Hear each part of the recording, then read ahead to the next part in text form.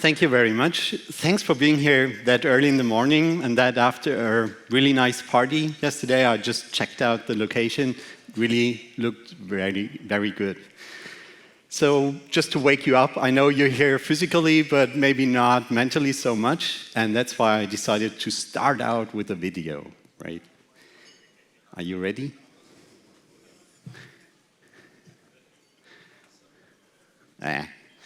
Wrong.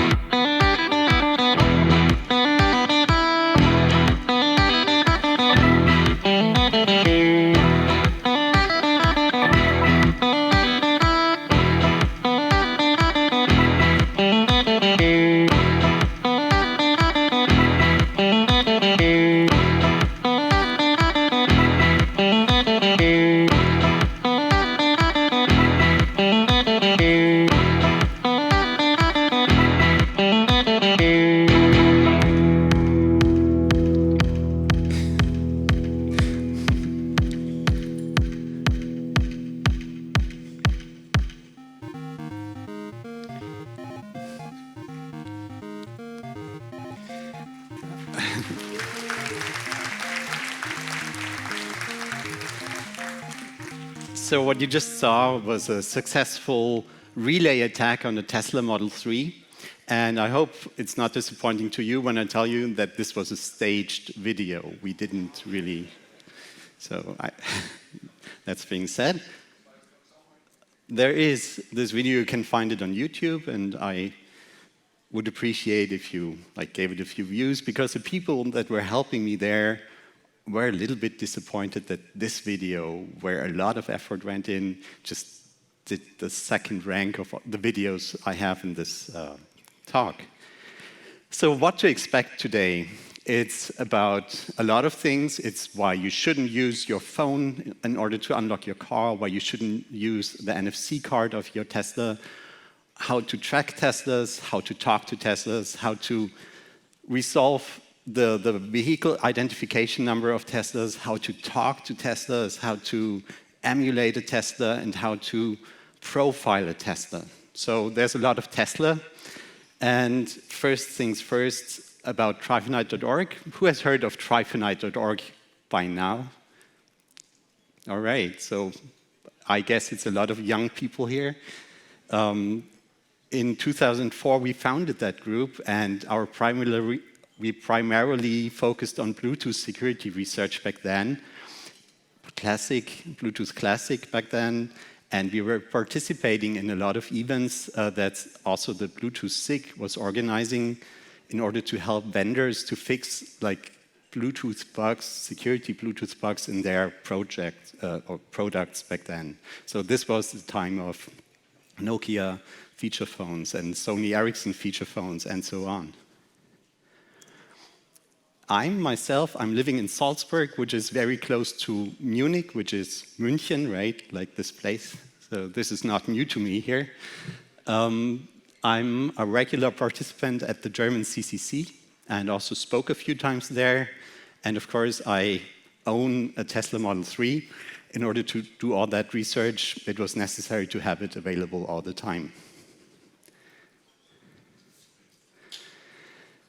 So Project TEMPA is all about investigating the Bluetooth low energy interface of Teslas. And as you might not know, so that's why I'm explaining that a little bit, this Bluetooth interface, which is solely used for unlocking the car and controlling the security functions of the car, has nothing to do with the Bluetooth infotainment system that is used in order to stream music. So this is a Bluetooth low energy interface, and it's found on about 2 million Tesla vehicles to date. And you can do a lot of things with this interface, and some of them might not be intended by Tesla. Some of the things I'm going to talk about today have been partially fixed by Tesla, and some were kind of mitigated, but not really heartfelt. So there's still some opportunity for criminals. Most of the findings I'm going to present are reverse engineered from the official Tesla app that you can find in the Play Store, so in the Android version. And this research overall started in June 2019, but I intensified when I found out about that relay attack and was able to read the messages passed on between the car and the phone, which is called VCSEC. That's the name of the protocol.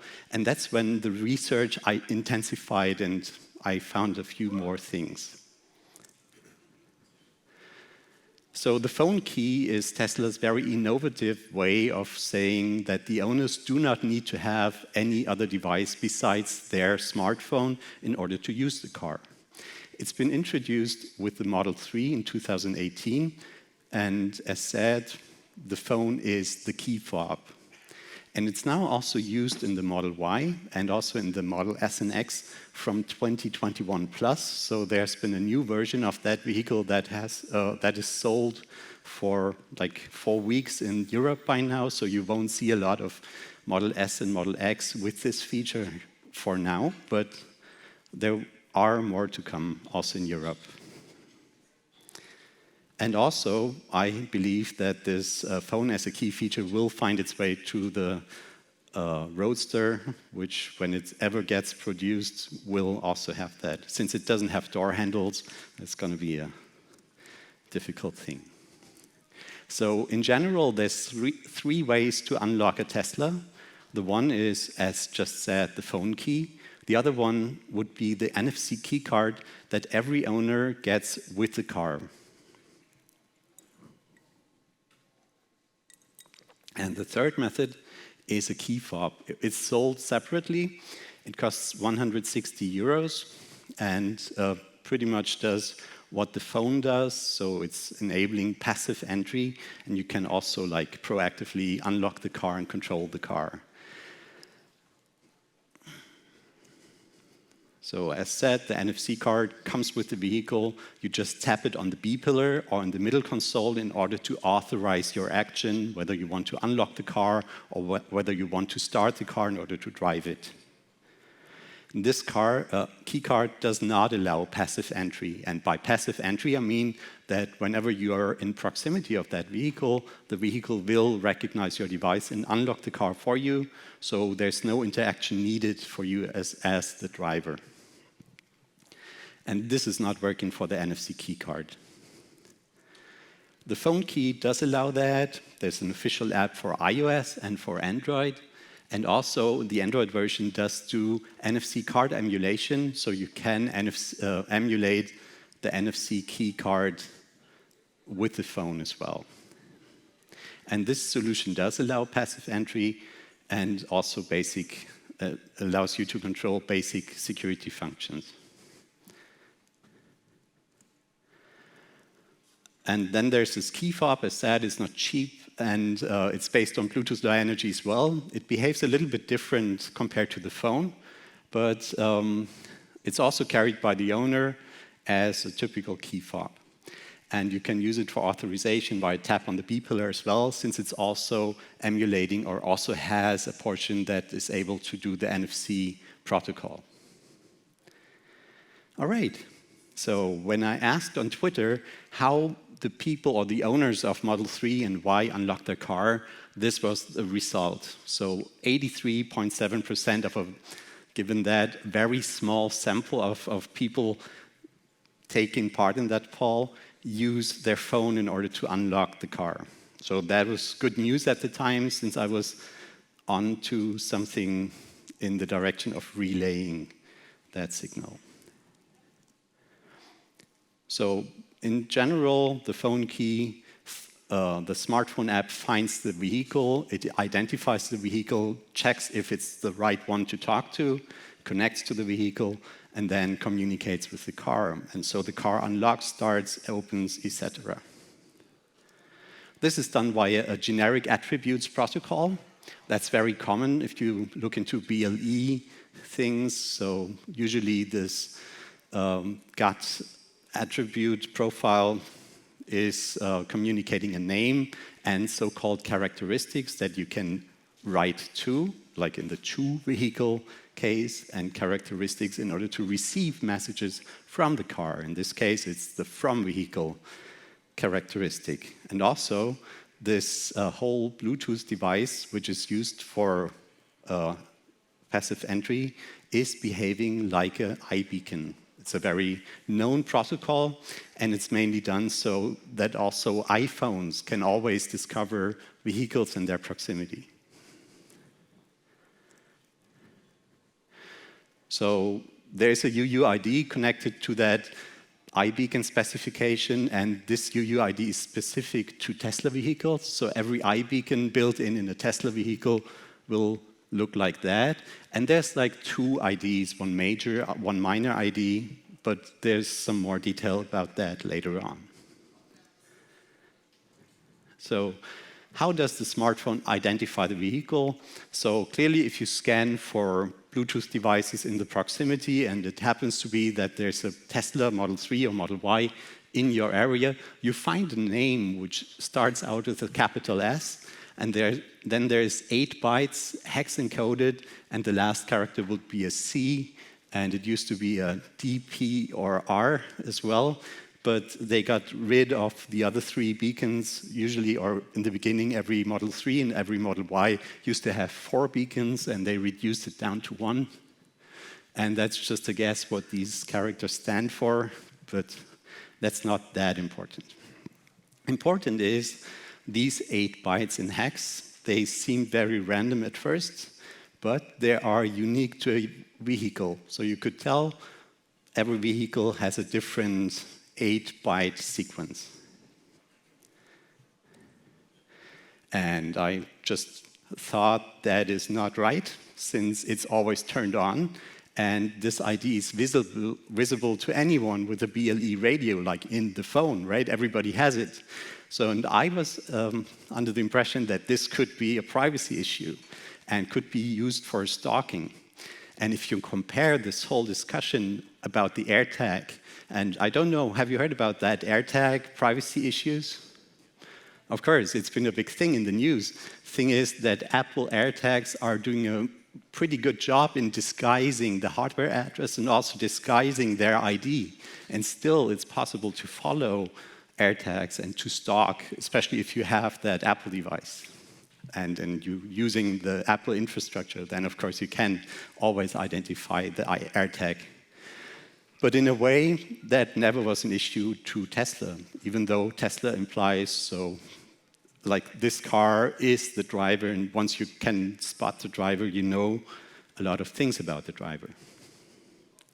So that's why I got in touch with Tesla in 2019 and asked them to change that, and said, I don't like that, I'm an owner myself, I don't want to be tracked by anybody that has a BLE interface in the phone and maybe an app that is specialized doing that. Tesla said, yeah, we know that already, but you know, as long as there's traffic cameras everywhere, why should we change that ID behavior in our product?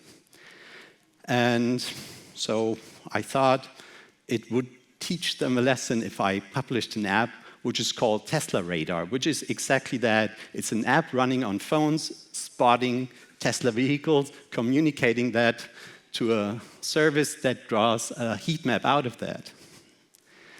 At that time, I had no understanding of all the inner workings. I didn't know about what this ID also might be. And yeah, I just published that app, and I hoped to get a lot of vehicle discoveries. And at first, this was showcasing the privacy issues that come with the Tesla. Then I decided to gamify it, so you get points for every Tesla you spot. And there's a lot of thing going on in the Tesla fan community. It's not that many users, but there's rankings and everything. And of course, it's a data collection for research, which turned out to be pretty useful later on. And this is about the app. So as you might see, of all places, Norway is very good at Tesla Radar. So I'm just saying that for you as a little bit of a motivation to also install that app and also to spot Teslas. Yeah, Norway is not on that screenshot, but I can tell you Norway for now is #1 in spottings. So you shouldn't leave it like that, right? So, and you can see on the screenshot, it's 51 countries playing, or there's cars out of 51 countries that have been spotted. It's been like more than 170,000 unique vehicles in almost 1.6 million spotting events by 3,000 devices, right? There's some statistics on the page. It might be interesting if you want to check it out. It's a free app. I would be happy if you installed it and used it. So, but it took a while until December last year when I discovered by pure coincidence that these 8 characters or these 8 bytes that are hex encoded that are appearing in the name of my vehicle, that they have to do with the VIN number. The VIN, as you might know, is the vehicle identification number. And usually it's a standard, every vehicle does have one. It's often related to registration of the car. It's used for garage references. So the VIN is a very important number. And just by coincidence, I found out that these 8 bytes are derived by SHA-1 hashing, that VIN of that car. And also like just chopping off the first 8 bytes of this otherwise 20 bytes SHA-1 string. So knowing that, you know a lot of the car details. You know which model it is, you know when it's been built, you know what type it is. You also find out about the battery tech used in it. So these are the things encoded in the Tesla VIN. So as said, you can reverse that process of having that SHA-1 part of a hash, and you reverse it back to the VIN by building a rainbow table. And that's what I did. So for every thinkable VIN, I calculated that hash, and that index is now about 20 gigabytes big, but has a pretty high hit rate. So 98% of Teslas can be resolved. The VIN of 98% of the Teslas can be resolved with this index. So, and that was around Christmas, right? And I do have family in Berlin, and that's why I did an experiment. I mounted a directional antenna on my new tripod, which fits exactly in the rear window of my car. And this is from the inside. It's a perfect fit for that side pocket. And this is on the way already to the Gigafactory 4, which is, of course, you cannot just enter and walk around there. There's like a large area where you're not supposed to go to. There's security personnel preventing you from entering it. But with this antenna, I was driving this path inwards, pointing to the vehicle, to the building, right, and trying to get out a few things. And that was really fun because it was not only research prototypes that Tesla have. They have a certain VIN attached so you can recognize that this is a research prototype. It's also like all kind of mechanics machines that do expose a Bluetooth low energy interface. So in theory, you could tamper around with heavy machinery in that factory and probably hurt somebody. So this is not something you should take that easy. Well, again, I got in touch with Tesla, with the community outreach team, with the bug bounty team, and I told them that it's possible to do a relay attack, the one you saw in the video. And they said, yeah, we already know that, no bounty for you. And it's a known limitation of our product and the protocol. And we strongly advise every owner to use PIN to drive, which is a 4-digit PIN that prevents a thief from driving away your car once the thief got into your car. And very interesting, I asked people on Twitter again, this time a little bit more people participated in the poll. And I was asking which features are they using in their car, right? Clearly, it was a trick question. I wanted to see how many people were there that used the pin to drive feature. And only 1/3 of the people back then used that feature. So that means like 2 out of 3 cars could be stolen by a relay attack. And there's something missing in this slide for some reason. It always does that. So that's the setup of the man-in-the-middle attack you saw in the video. It's like the phone connecting to the one Raspberry Pi. It's a really old Raspberry Pi. I just used that model because of the low energy consumption. And then it was talking via VPN to a Getacker instance, and then relayed to another Raspberry Pi, which is not seen on the slide, and that one is talking to the car. And you cannot imagine how disappointed I was back then when I found out that this just works. So there was no fiddling necessary. There was no going an extra mile to make that work. So that was, in a way, disappointing to me, because at the time I was really a big fan of Tesla and thought, well, they should get it right. But talking about that Getacker relay and that proxy, what it is, you find out about all the details that I partly already talked about, and you can see the messages being passed back and forth. So there's this so-called VCSEG protocol, which is used to encode all the messages that come from the vehicle to the phone and vice versa. And it's a protobuf protocol.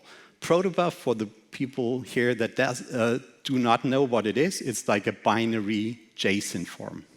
So it's like a protocol definition, and you can cram a large message into a very short binary representation. And that, of course, saves a lot of bandwidth, and especially for Bluetooth Low Energy, you do not have a lot of bandwidth, so it's a very good match for that.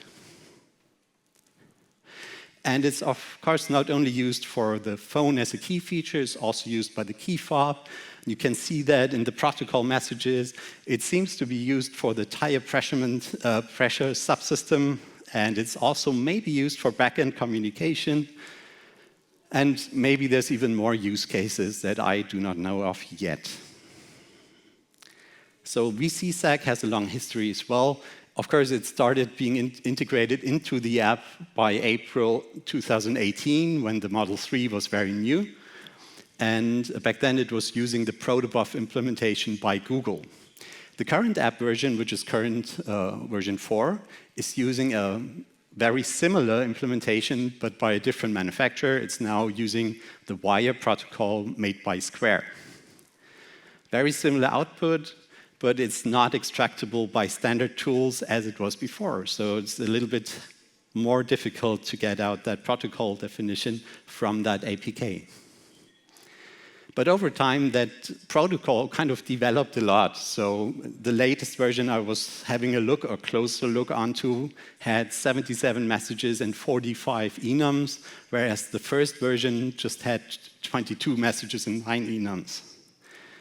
And this is a very coarse UML overview. I colored the classes and enums with blue color because these were the objects being referenced in the BLE subsystem of the Android app. So these were the interesting messages and classes to look at.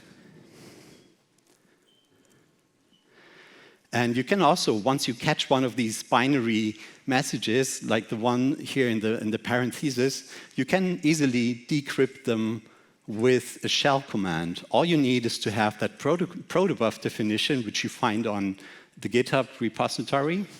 So I put all the versions on there, and then you need the protoc tool, and you just transform that binary message into a human-readable form, which looks like that.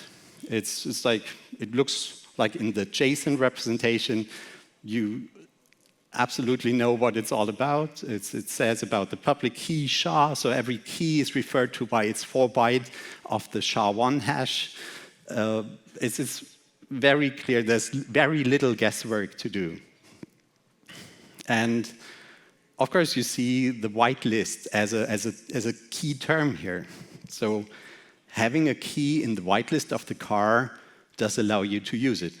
So there's different key types. There is the service key. You can see it by the key role is role service. So that is used by garages and so on. It looks like an NFC card. I can tell that by the properties it has. And yeah, it has all the permissions they are.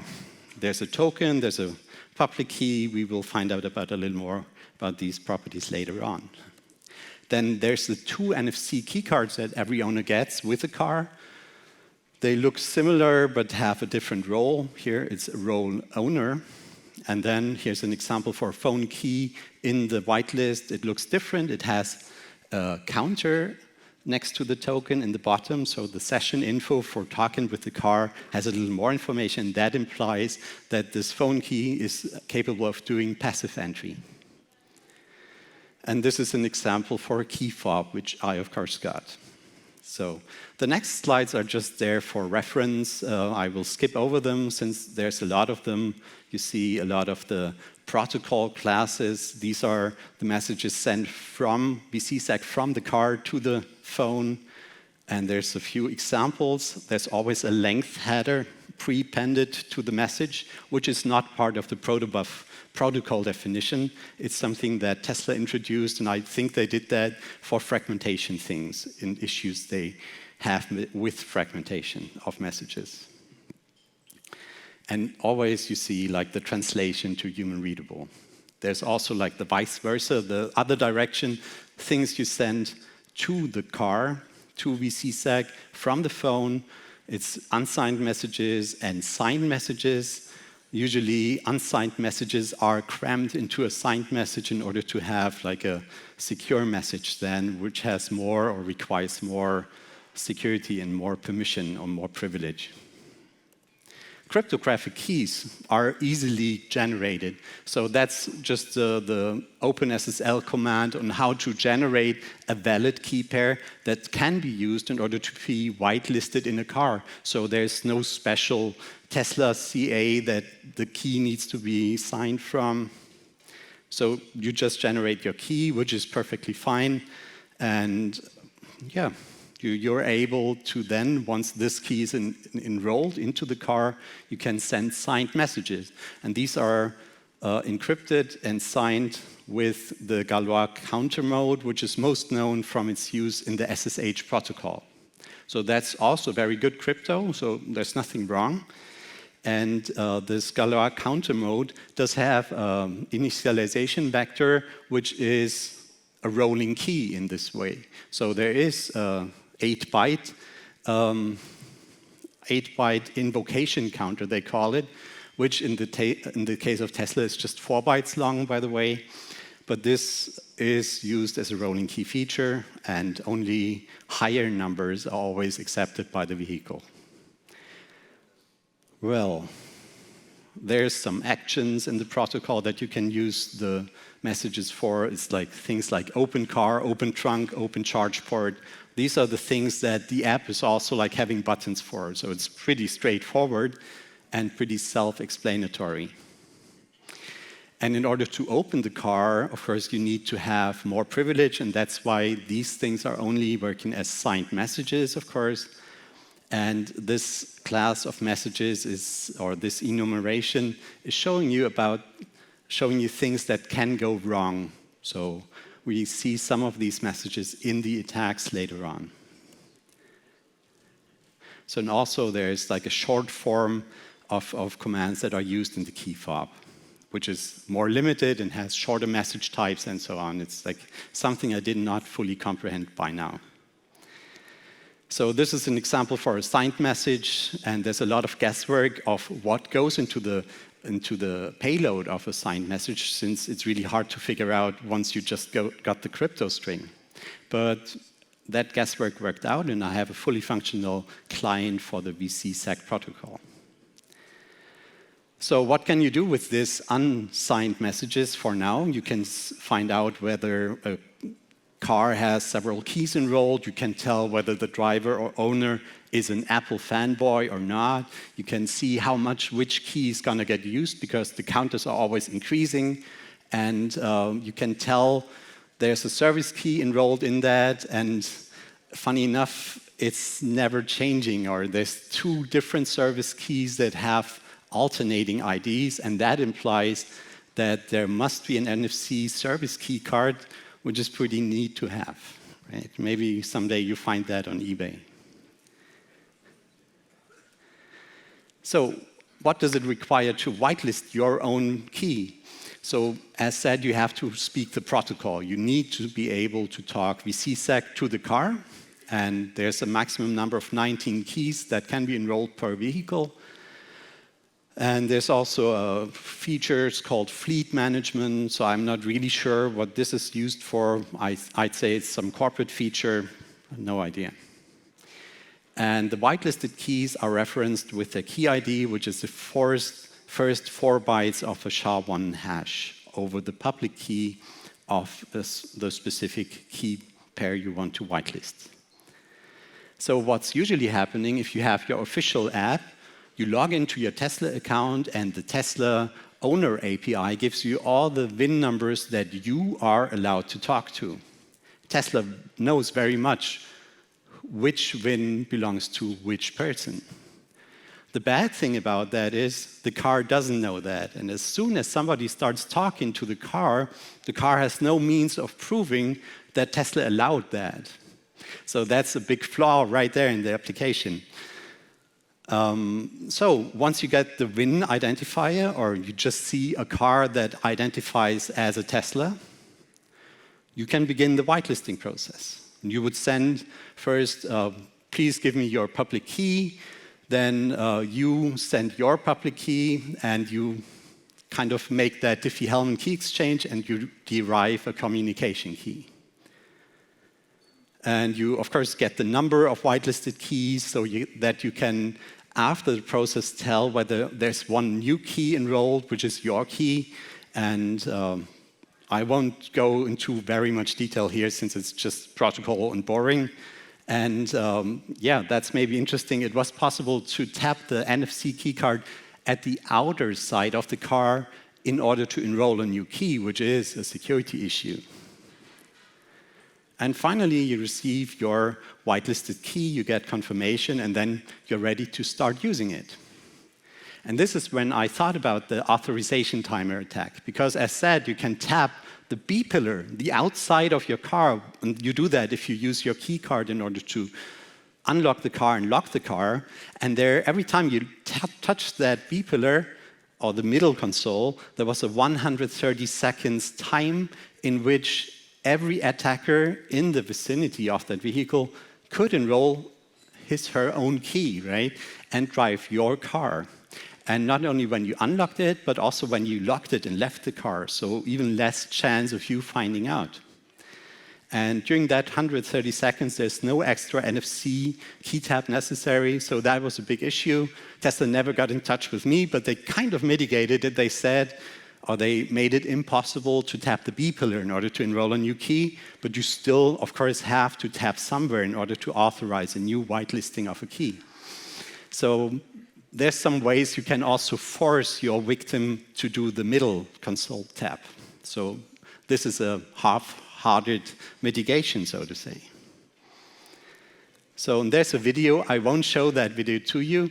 It got almost 50,000 views, so that's good for me because I'm not a YouTuber. But maybe you want to check it out. It's a video that got viewed a lot of times, and it shows that authorization timer attack. So owning a key allows you to unlock and lock the vehicle and also to drive the vehicle. But wait a moment, there was this pin to drive, right? Once I'm in the vehicle, I can steal all the belongings of the owner, but I can't drive the car. So I would have to enter this 4-digit PIN. So I thought about like having that Bluetooth-based or like game controller, which is USB cable to the vehicle. It's a human interface device, right? What if I just pretend to be a keyboard and enter all the pins because there's no amount of tries that I do have for entering the key?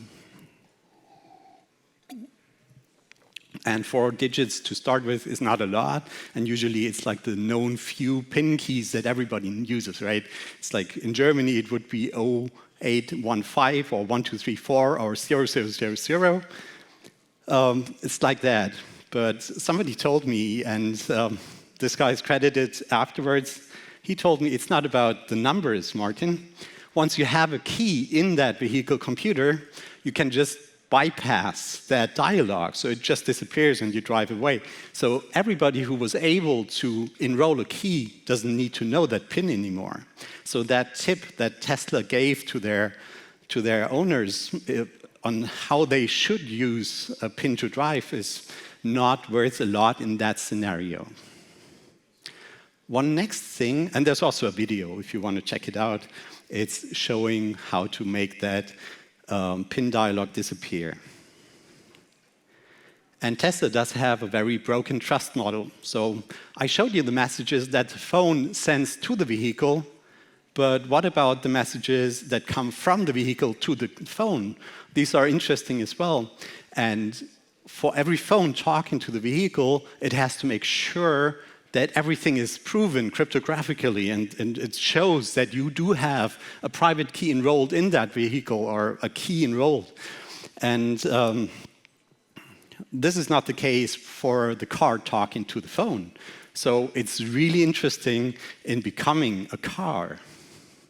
So how to emulate that? And that's a little bit tricky because the standard Linux BlueZ library does not allow the use of the enhanced or extended inquiry response, which is used for emulating that beacon structure and also used for emulating that behavior. So the scan response that encodes the name of the vehicle cannot easily be set. But there's a tool for that. It's called temporary, and I show you in the last few minutes, I show you about that. What can you do with that, with emulating a car? So you are very legitimate to talk to that phone, and you can tell it, please send me an authorization, and you would get an authorization from the phone, and then you would say, well, the key you just used for signing that message, I have never heard of that.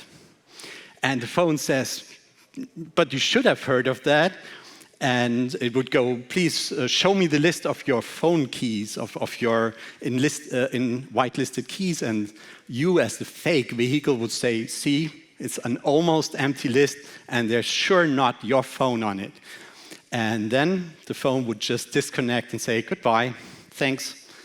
And the owner would have to restart that key once the owner has to unlock the car again. So there's a key restoration procedure, which is not a full key enrollment, so it doesn't even require that NFC card anymore. So you just start the process. The legitimate vehicle would say, yeah, I might have been wrong before, or you were talking to somebody else. There's your key, and you're allowed in. And then I came up with another idea. It's the crypto counter confusion attack. So as said earlier, there is a rolling key that only allows that a new signed message is accepted by the vehicle whenever only that rolling key is higher than the last message received by the car was, right? If there's an Android which has a current number of, let's say, 42, so the next number should be at least 43 for the car to accept it. This is a very good measure in order to prevent replay attacks, of course. So, but what happens if you, let's say, hike that value up and you say, whatever you just signed the message with, that ID was too small, you should be a higher value. The next thing that happens is the phone would ask the car, so what is like the next value I should use for signing that message? And the car would go, or the fake car would go and say, how about 4.2 billion, which is the maximum value of a 32 unsigned integer variable, which is used for that use case. And when this happens, the owner is in trouble, because you have to uninstall the app, as the app never forgets the key, and you have to really delete the app from your phone, which is not the natural thing to do. And then you have to reinstall the app and enroll your phone again, and by doing that, you have to tap the middle console again, and you're open for that authorization timer attack again. So there's a little bit of differences between the iOS and the Android implementation. So the Android implementation is using a signed integer, so it wouldn't accept values higher than like the half of 4.2 billion. But that's not a big deal. So the tool I wrote, you can attach or like tell it which phone you're talking to. Yeah, so I did a video. It's fun with temporary. I'm not sure if we have the time. I think I will skip that. It will at some point be on YouTube, but it shows how it's possible to drop the key. I just explained that, and it's also showing you how to crypto confuse the rolling key mechanism. So and there's one more thing.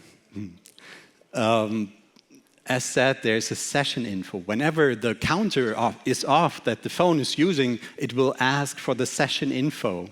And the session info tells the phone the next value for the counter, and also tells the phone about a token, which is used for the signed messages. And this token is a very good idea because it represents a challenge method. So if this token changes a lot, it's impossible for attackers to guess that value, and it's impossible for attackers to go as a fake car to that phone and ask it for authorization requests based on this token. But what if this token would never change or not change as often as it should? So I observed this token being the same value for over a week. So what does that mean? That means once I know that token as an attacker, I can do an authorization request as a fake car talking to the legitimate phone and get like a bunch of authorization responses based on that token. And I can then use my laptop as a key to the vehicle and let's say have 100 authorization responses, and I would just dispense them to the car as the car thinks that my laptop is the official phone. So that's the replay attack. There's no video yet. That will be Fun with Temporary Part 2 at some point also on YouTube. Right. So there's a lot of tools and resources on GitHub. There's the GitHub repository address if you're interested. And the very first tool I did is called TEMPA. It's used for talking to the Tesla via the VC-SEC protocol. It's based on the Bleak library, and it's please only for Teslas you're allowed to tamper with. And you can do, there's some templates. So that's the oldest tool I have. I was presenting that at CanSec West in Vancouver for the first time. So it needs some work because my later tools are way better, I think. It does support key enumeration and also the DN encoding of VC-SEC messages. And then there's this temporary tool that you can use in order to impersonate a Tesla. And what you can do with that is like doing the key drop attack, doing the crypto counter attack, do both together. And also it shows you all the messages in human readable format, which is pretty nice if you want to get into that whole protocol game with Tesla. And to make things easier, I made a new tool now for this SEC-T conference, and it's called the temporary profiler. And what that does, it extracts all the necessary values for the JSON configuration file that you use with temporary, which includes the Bluetooth address, the extended inquiry response, the scan response, and also the vehicle's public key in order for you to emulate the car so that the official app will talk to your laptop. So that's a new tool for now. There's also that VCSEC archive with all the collected messages. There is a WinTag tool, which is a wrapper around that API that you can also use in order to tell whether a certain 8-byte hex value is a Model 3, a Model Y, and for a small price, you can also find out the VIN about that car. It's a premium feature. At some point, I'm planning to release a car key or phone as a key replacement, which is called Tesla Key. It's an app in the making, so it's just used in order not to do all the things wrong with the official implementation. It just doesn't talk to strangers, which would be a great help for Tesla, for the official Tesla app as well. I'm not sure why they're not doing that. So that's been it so far. There's some conclusions. So relay attacks are possible. Be very careful when using the NFC keycard as an owner. The app should be improved in a way that there is a more joint understanding of the online and offline transactions that are done. So why shouldn't it be that I, without a proof of ownership, can enroll a new key in the car? VCSEC does not stand for Vehicle Control Security. What I first thought, it stands for Vehicle Control Secondary. And as always, the convenience and the user experience thoughts trump the security ideas that there were, and they got compromised a little bit over the process. What about the key fob? As said, research in progress. Maybe at some point I will have the chance to present my findings about that. But for now, there's nothing to talk about. And here's the slide with the credits. Josh Velder was the guy who told me about the pin-to-drive bypass. And Lex Nastin did a lot of similar work by documenting that VCSEC protocol on his page. We also got in touch. He's a nice guy from Ireland. So, but what if it's too late? What if you have one of those implants for your Tesla? You have one? You should chop off your hand now. Yeah, it's sold out. Where you can buy it at Dangerous Things, as said, dangerous. You can have that NFC implant for your hand, but of course you could also delete that entry from the whitelist of your car. Or chop it off, as you like. So thank you very much for your attention. There's a few addresses. Thanks. Yeah, thank you very much. It was a very interesting talk. And we do have some questions from the audience, and Matthias has a question. I was just going to say, I'm sure Tesla is extremely happy about all these features that you're adding to their product. Sorry, say it again. I think Tesla should be very happy about all these features that you're adding to their product. Yeah, right. Do they have any response from them? I forgot to say there's a bag of Mozart balls, and everybody who will ask a question gets a Mozart ball and also a sticker, a Tesla radar sticker. All right? Did you get any response from Tesla?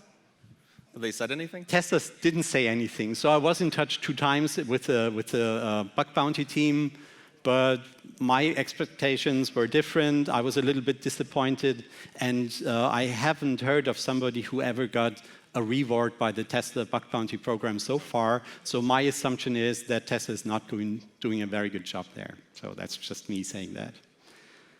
Sounds plausible. Okay, we have some intelligent questions from the audience and from Slido. So if you would like to ask more questions later on, just post them on Slido as well. And one of them is like, okay, some of these attacks might be transferable to other like car manufacturers. There is Bosch doing a lot of these systems. Is there similar research into others? Is this only a Tesla problem, or can we expect other car manufacturers to be as bad? I think for now it's a Tesla-specific problem. There is a car key specification, the digital key. It's specified by the CCC, which is not the Cars Communication Club. It's the car forum, whatever, for car manufacturers. And they do have put a lot of thought to that problem that Tesla solved beforehand. So they didn't wait for that standard to have their product out. But that car key specification, for example, uses ultra-wideband, which supports secure ranging of tokens. You can tell this is the device that should be there. So it's helping a lot of these things that went wrong for Tesla to be more secure. Okay, that makes sense. But what about the tracking? You said, I mean, a lot of other cars might be the Tesla radar. A lot of cars now have like, what do you call it, monitoring for the tire pressure and stuff. Is it possible to take that app and build a generic, like here we have GMCs, here we have this many? Would it be possible to build on that for other manufacturers? I think other manufacturers would use a different method of encoding information there. I've heard a lot of things about the tire pressure sensors. They're not only based on Bluetooth, the newer ones are, but there used to be a 433 megahertz version, which also allowed tracking of vehicles, but in a different way, so you needed specialized hardware for that. And now it's possible with a Bluetooth-capable phone, so it's like way easier now. And I have not really looked at other manufacturers' products so far. Okay, and then another really interesting question is like, where did you spend the most time on a dead end in this research? Where did you like, and didn't get? It's like, where did you go wrong in your research, or did you? Yeah, there was a situation. First off, I have to say it is really exhausting for me because my car is parked in the garage, which is not connected to our power system. So I always have to bring a USB power bank to the car in order to power my setup with the Raspberry Pi in order to be able to talk to the car. So I have to go there twice a day sometimes. And that's like a 5 minutes walk. And this was like a little bit exhausting, but over the time, Tesla changed stuff. And at one point I thought, well, I'm out. They solved the relay issue. Because both of my Raspberry Pis use a very high-powered Bluetooth interface, like 100 milliwatt, which is a class 1. And it turned out that talking to the Tesla via relay, the Tesla suddenly decided not to unlock the car anymore. And I said, whoa, well done, what did they change? And it turned out that I got an alert message via Bluetooth, which is strange, because if there's an attacker coming to your car, why should that attacker be informed about something that went wrong with the process, right? But I did get that alert message, and it told me that the RSSI readout on all 4 beacon sensors was too high. So the car was not able to tell where the owner with the phone is standing. So the fix for that was just to replace that really high-powered Bluetooth interface with a class 2, a normal Bluetooth interface, and everything came back to normal again. So the readout, the RSSI readout was okay again for the car, so it started to work again. So that was one of the situations where I had some questions whether this is still a talk to be presented at SEC-T maybe. Oh, that's amazing. Do we have any more questions from the audience? Over there, we have mic 2 coming up. Thank you. Yes, thank you. Great presentation. It actually reminds me of Hikari's work on High-Tech 2. Starting in 2011, he did a talk at You Shot the Sheriff where he was able to fully clone High-Tech 2 keys, so BMWs, Mercedes, and a bunch of stuff. I was curious, over here. If you've actually seen any of that research, or do you know Hikari from TourCon? Yeah, I know Hikari from TourCon, but I haven't been there. I saw some videos also about Chemcar.